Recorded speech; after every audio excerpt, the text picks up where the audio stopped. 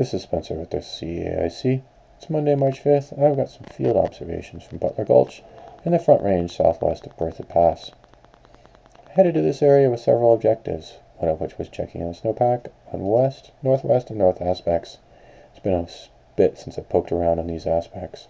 Also wanted to get some good views of terrain above treeline that's been loaded by the recent winds.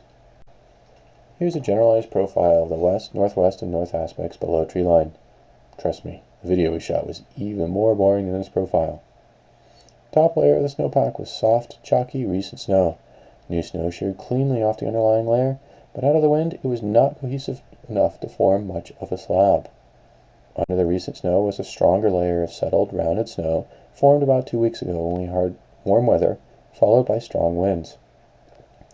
The layer is strong enough that mostly supports backcountry travelers. Ski and snowshoe penetration was about 10 to 20 centimeters. It looked like snow machines were having little trouble over by Jones Pass. There were occasional trapdoors, where we punched through the strong layers into the underlying facets. As is usual, the wind effects were much more pronounced near treeline. Generalize the layers for near treeline to make them easier to compare to layers below treeline.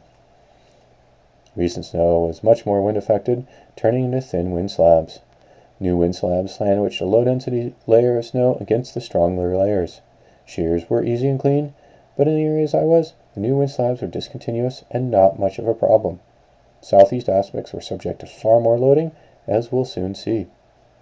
The strong layer underneath was much harder, and had an icy feel to the top. This will make a very smooth bed surface in the future. At the bottom was the thick layer of weak, faceted snow. Winds were gusty and increasing in strength through the day. Near treeline snow transport was moderate, snow drifting into tracks at about the rate of 5 centimeters an hour.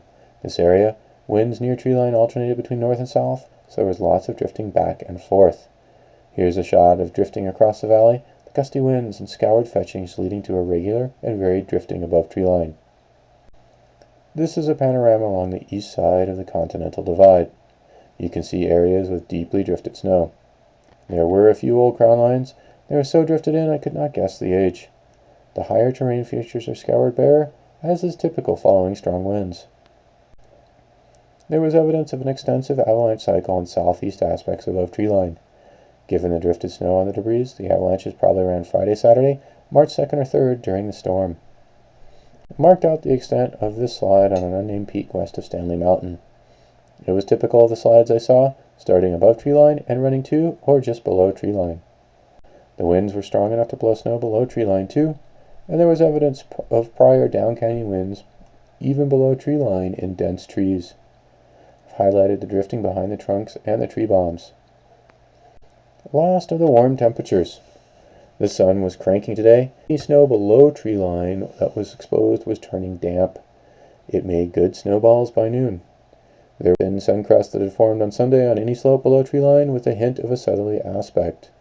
I would expect that crust to be even thicker on Tuesday, and with the forecast of clouds and winds not softening. Those winds may help knock down the surface hoar, which you can see on top of the crust. That will be growing bigger over Monday night.